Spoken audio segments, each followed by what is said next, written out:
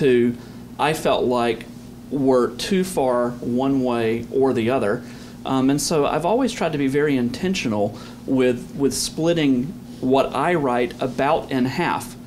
And about half of my writing, I'm thinking, okay, well, what are those leading journals, and how can I honor Christ and honor my institution and everything else by trying to get published in that and making a descriptive scholarly contribution. But for every article like that, I want at least one, if not two or three, articles of similar length or book chapters of similar length that are really extensions of my teaching ministry. How can church history become a springboard, or how can Baptist history or revival history or whatever actually be a springboard for talking about contemporary issues in the church?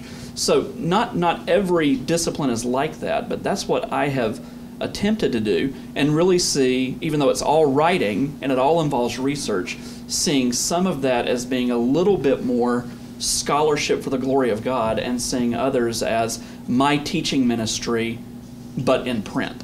And I think that, you know, that everyone does that, but that's how it sort of played out in my life. And just to piggyback on this for a second, kind of a related theme, in evangelical circles and in the academy in general, people talk a lot more about monographs, books, collections of essays, things like that. I love journal articles.